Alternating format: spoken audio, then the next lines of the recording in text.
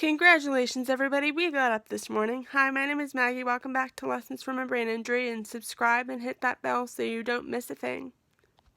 Today, we're going to have a diagnosis discussion about cerebral palsy. CP is a problem that affects your muscle tone, movement, and motor skills through brain damage or injury in birth or early childhood. I was personally premature by about 2 months. I was 32 weeks gestation.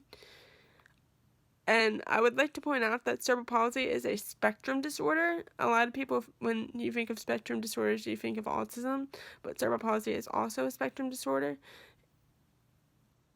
It can affect several things based on where you are.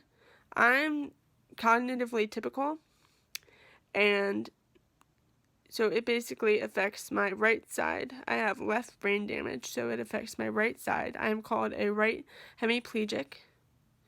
I am spastic, so I have stiff muscles as opposed to floppy muscles. My muscle tone is very stiff.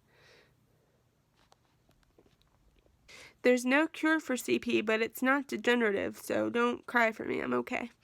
I'm alright. It can cause visual impairment, which I have. I've had several surgeries on my eyes when I was little. I did. I've also had surgeries on both of my legs. I had to relearn how to walk when I was 6 and 11. And I didn't learn how to walk in the first place until I was 2. So that was a very delayed milestone for me.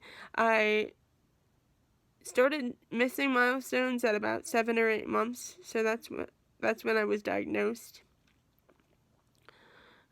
My specific type of cerebral palsy is spastic cerebral palsy, which means my muscles are stiff. They stiffen up and shoot out. You may also notice that my camera is shaky sometimes. That's the result of the spasm. Because of my left brain damage, I'm a right hemiplegic, which means my right hemiplegic is like hemisphere. So my right arm and my right leg are affected. So if you drew a line symmetrically down my body, my right side is the most affected.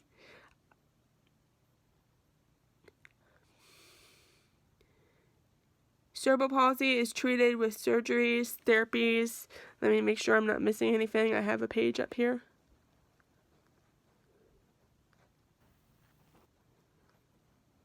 Surgeries, therapies, and eating diets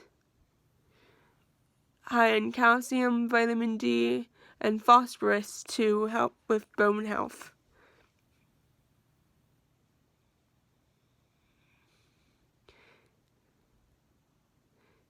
There are speech-language therapists that can work with the families to make sure you get enough nutrients and suggest changes in your daily routines if needed for mealtime.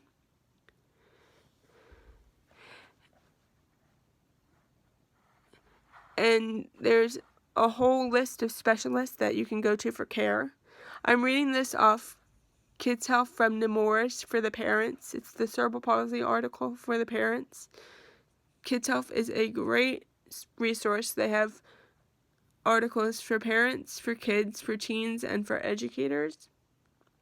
So if you ever want to know anything about pretty much any diagnosis, check out Kids Health. My next, somewhere down the line, I'm going to be doing an equipment video. So I'm not sure when I'm going to get around to it, but somewhere down the line, I'm going to be doing an equipment video about the equipment that I use to help with my CP. So look forward to that, and I will see you guys later. Bye.